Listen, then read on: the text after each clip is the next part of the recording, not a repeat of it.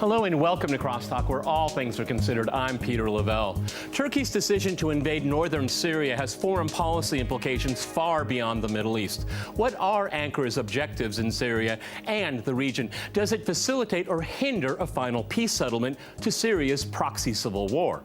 And what is Turkey's future in NATO?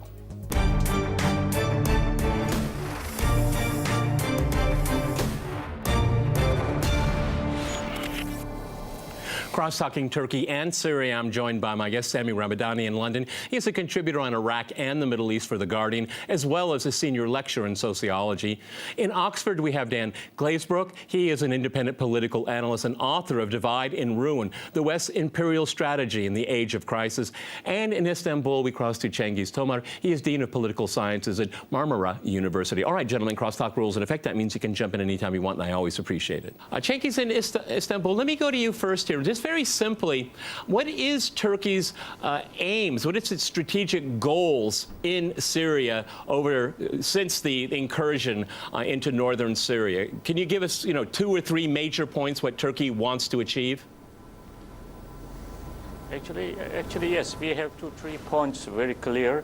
The first of all, Turkey wants to get rid of this PKK. We can say a branch of Syria. This is we call it YPG or PYD. This is the first and the most crucial strategic point for Turkey.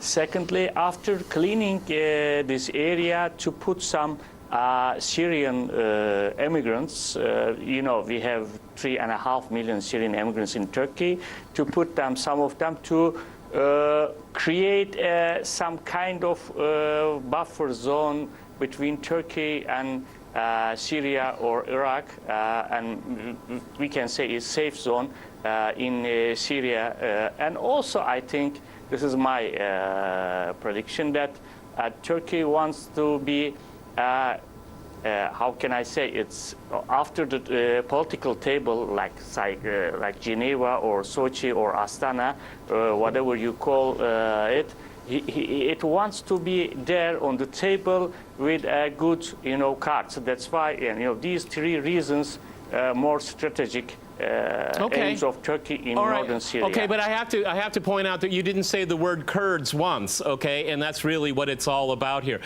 Sami, I'll be really honest with you. I can understand Turkey's position, okay? I do understand it. I don't necessarily agree with it, but I will tell you something, Sami. I understand the position of all the major players when it comes to Syria, except for one country, the United States. I don't understand what it is doing in Syria. I mean, what we're all told is that, the sacred cow NATO must be preserved, but U.S. policy is driving a huge wedge between the 2 countries that have the largest military in NATO. I mean, who's making this policy in the U.S.? Well, for the United States and Syria, most of the proxy forces that they relied upon have been either defeated or on the way of being defeated in Syria. What entrenched or increased their presence in Syria is this dramatic development of gaining the YPG. Practically, really, unfortunately, and very sadly, from my point of view, that the YPG, the Kurdish group, has decided to make an alliance with the United States. Big mistake. In fact, General Raymond. Yeah, the Kurds always choose the wrong side. I mean, historically, they do this, and they have done it again. Dan, let me... It's very sad, very sad. Yeah, okay. Dan, let me go to you. What is the possibility that we're going to see Turkish and U.S. forces go head-to-head? Because the U.S. seems to, and it seems to me, it's a policy of spite. It is a spoiler. It lost the war, Assad's still there, and it wants to spite the Russians and the Iranians. But that's really childish thinking when you think about it. Go ahead, Dan.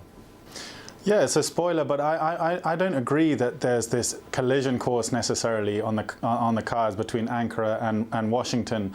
I mean, from Washington's point of view, the thing is, their goal is to just weaken and preferably destroy any independent force in the global south. That's the big strategy, right? And so that includes the Syrian state. I agree. And frankly, that includes a potentially independent, strong Kurdish force, and it includes Turkey. So if they see the Turks and the YPG tearing themselves apart, that fits okay into the US game plan. And if they're doing it inside Syria, all the better. So I don't see this as so at odds with Washington's strategy. Okay, they made this announcement, they wanted a border force, and it's put the spoiler on that. But there's many ways to destroy a country. There's not many ways to build up a country, but there's many ways to destroy it. So I guess what you're saying, there is a method. There's a method to their madness. Go ahead, jump in Istanbul. Policy. Go ahead.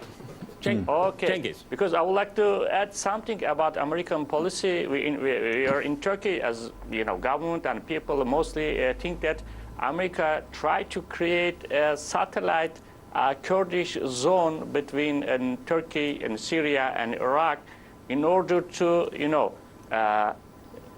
in order to use this policy to educate Turks, Persians, and Arabs, and also it is good for Israel to be created a satellite, not dependent to United States, create a zone.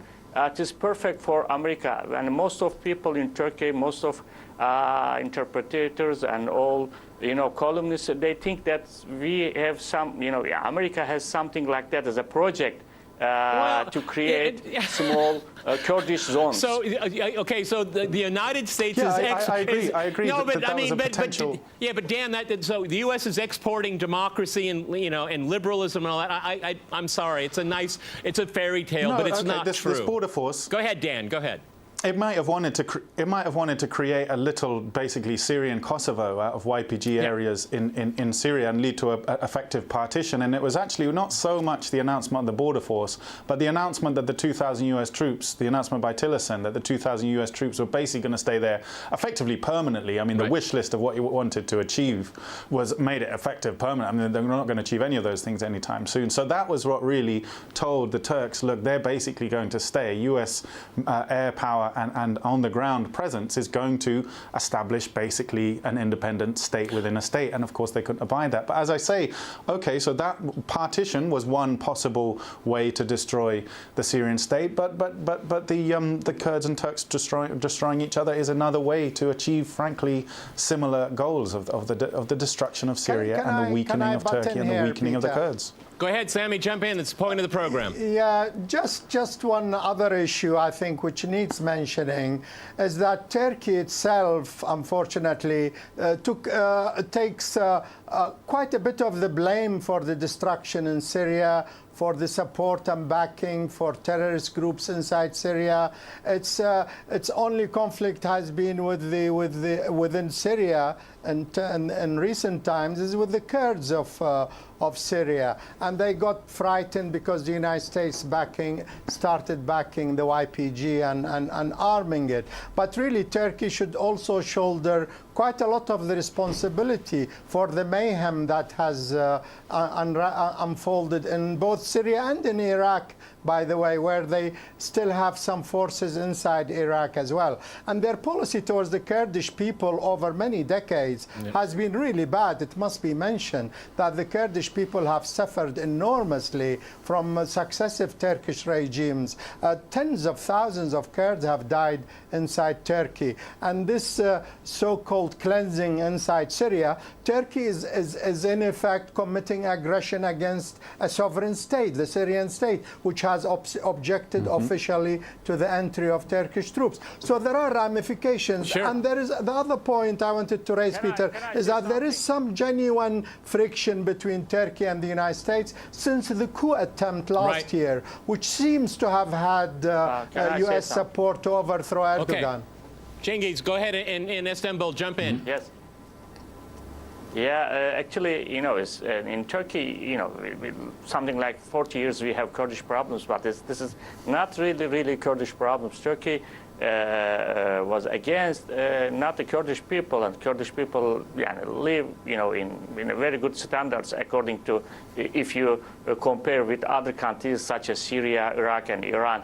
But the PKK guerrillas, or terrorist groups, Turkish, one of the big problems, and they are the main cause to kill Kurdish people. Even this PKK, this is a Kurdish, they claim that it's Kurdish independence group. They kill a lot of Kurds in Turkey and also Turks as well, And Turkey is, as a state, it has no problem with Kurdish citizens in Turkey. They live peacefully and more democratically than Syria, Iraq, and Iran. If we come to Syrian issue, in the beginning, Turkey with the United States and with European allies in order to support, freedom against Bashar Assad regime. But after 2013, okay, well, America, let me jump America in. left Turkey okay, but alone. let me jump in here and go to Dan before we go to the break here. I mean, but at the same time, outside powers, that's why I say proxy civil war, because this is from the outside, okay? I mean, bringing democracy to Syria is the last thing this has all been about, okay? It's been arming jihadists to overthrow a legitimate government. Okay, go ahead, Dan, before we go to the break.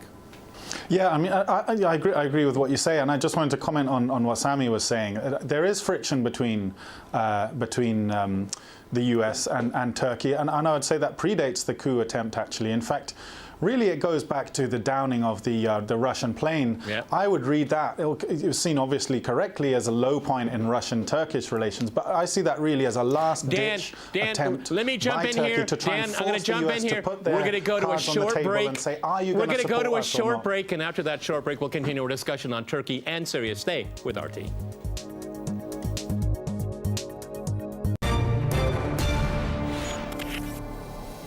Welcome back to Crosstalk, where all things are considered. I'm Peter Lavelle. To remind you, we're discussing Turkey and Syria.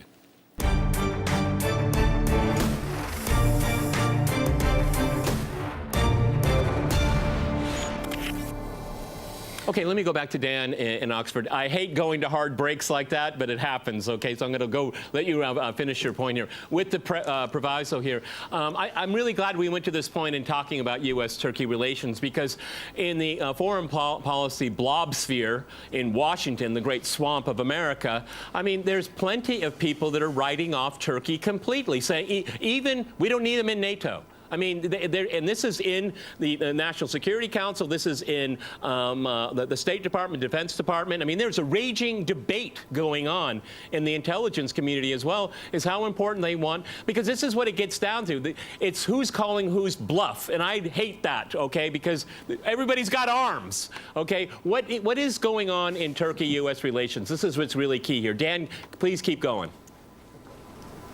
Yeah, so after the downing of the Russian jet, Turkey was hoping that this would force somehow the U.S. to actually come good on what they had seen as the U.S. promises to make this regime change happen. Turkey, at huge cost to itself, had allowed itself to be the spearhead of this Western imperial regime change policy in Syria, and it seemed to be doing so with very little actual, help from the West in doing so. So it really wanted to force the U.S. to put the cards on the table. That help wasn't forthcoming. So at that point, it thought, okay, they're not serious. We're going to have to basically do something else, cut some kind of deal or think again. And it's interesting, and no coincidence, I think, that a month before the coup attempt was when there's the famous phone call between Putin and Erdogan, and Erdogan began to make noises about perhaps Assad has some sort of bit longer future than we'd at first thought, and relations began to improve. That was when the coup attempt happened. So the US is very worried, it is bluffing that it can do without Turkey and NATO, is very worried about losing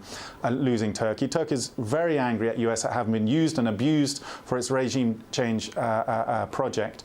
But I think Turkey's perhaps fallen into a trap here, walked into a trap, because at the same time as I don't think the US is particularly that troubled by what's happening in Syria right now. It's happy to see Turkey weaken because it calls it Operation Olive Branch. I think Operation Birch Tree would be a better name, because Turkey is really beating itself here. It's weakening itself at the same time it's weakening the Kurds. And it's really, once again, helping to facilitate U.S. strategy at no benefit to itself. Yeah.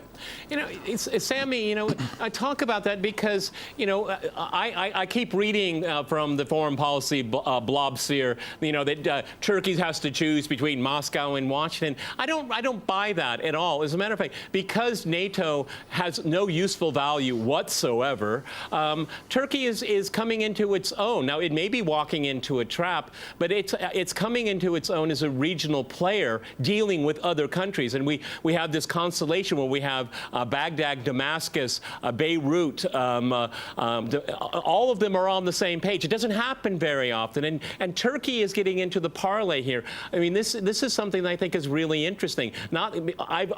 I worry about Turkey because I really did like, you know, the no problems foreign policy. Well, it has a lot of problems right now. But is this kind of a major paradigm shift, Sammy, in the region with what's going on with Turkey? It's possible. I think it all depends on whether the United States is going to dig its heels in Manbij and other areas where there are U.S. troops patrolling the streets alongside YPG forces. Now, this is where the main conflict is between Turkey and the United States. I do not think Turkey will retreat on the Kurdish question. I agree. And the United States is in a sense in a lose-lose situation. I slightly differ from Dan there, that the United States is losing in Iraq, is losing in Syria, and they are in a fix because they either send more troops, which they are loath to do, but because they would like to rely on proxy forces. After their debacles in Afghanistan and Iraq, they started using proxy forces, whether in Libya, Syria, Iraq, and so on. And in Syria, they found a golden opportunity with about 40,000 YPG fighters, whom the general of the special forces of the United States, General Raymond, Thomas Raymond, or Raymond Thomas, he himself called them a proxy force. Yeah. But if Turkey is going to go all out to prevent the emergence of such a Kurdish enclave backed by the United States, then we are looking at a serious contradiction between the United States and Turkey. And I think ultimately it's the United States which will retreat on that one. Otherwise, they will lose Turkey completely. But they tend to take everybody down with them before they leave. Cengiz, let me go to you. I mean, how important is all of this to the Turkish president? Because he's invested a lot in Syria, and he's gotten very little in return. I think Dan is spot on. He was egged on by the U.S., and the U.S. basically folded. I mean, what are the political repercussions for the president, Erdogan, if he doesn't get what he wants? Go ahead. Actually, yes. And now, you know, it's after a year, we have very important elections in Turkey, presidency, and it is the first time in 2019. And before that, I think Turkey tried to finish or wrap up the Syrian issue with some gains. You know, in the beginning, we started with the United States and the European allies, and then they left us with Russia and Iran in the region.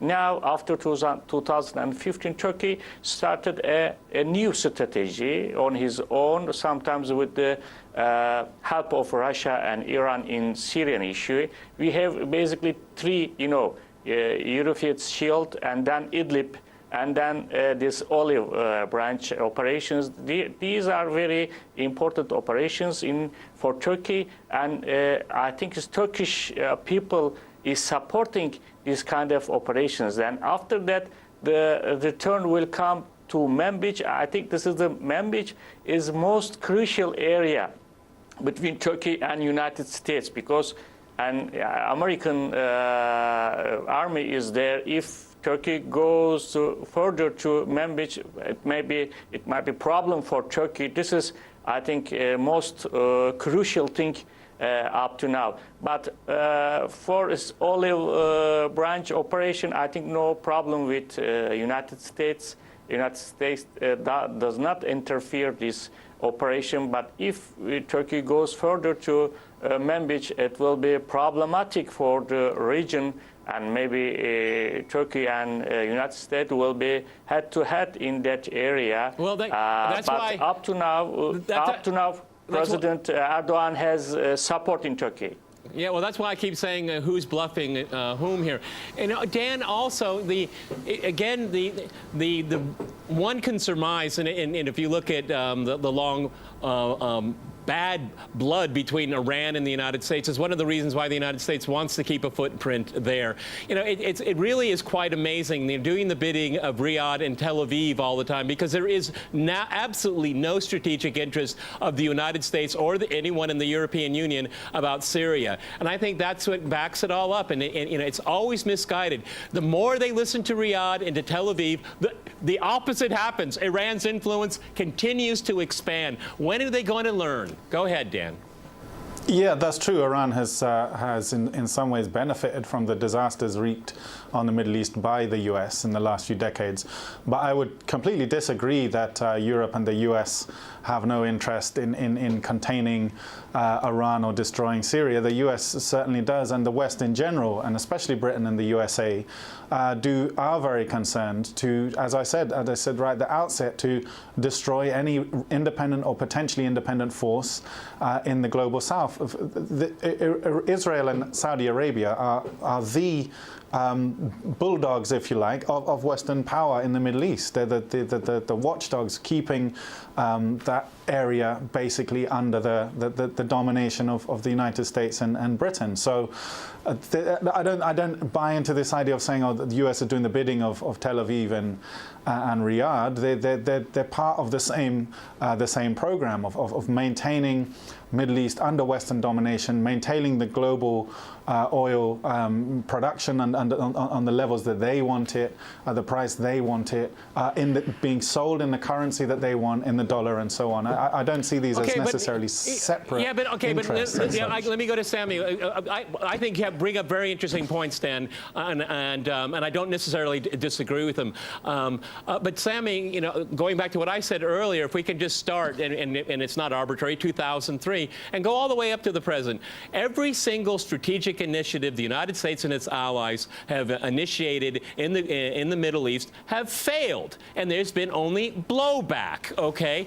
I mean, this ridiculous policy that Tillerson announced that anyone that sends aid to Syria will face sanctions. I mean, that is, you know, what they want to do is they just want to keep, and I'm going to agree with Dan here, is this to keep every single player weak and broken. Okay, and that's going to backfire as well. Okay, because the region is going to stay, not necessarily outside players. They don't always stay. They usually leave. Go ahead, Sammy. I think the main reason for their failure, and you're right to point to their failure, is that there is enormous opposition to their presence in the region. If we talk about the Middle East and all the way to Libya and so on, there is popular opposition to their presence. And there is this fundamental contradiction between the United States' aims of trying to control the region for its own interests and the interests of the peoples of the region. And there is no way this contradiction can be resolved unless the United States withdraws from the area, admits defeat, and gets out. This is unlikely to happen, so therefore we have this continuous conflict of U.S. imperialism trying to dominate the region and the peoples of the region insisting on their independence. And they are mad against Iran because Iran, regardless of what we think of its political system, is a very independent country from U.S. policies. And this they hate, and I agree with Dan there, that they want to crush any possibility of independence. That's Iran's greatest sin, its sovereignty. Gentlemen, we've run out of time. Many thanks to my guests in London, Oxford, and in Istanbul. And thanks to our viewers for watching us here at RT. See you next time. And remember, Crosstalk rules.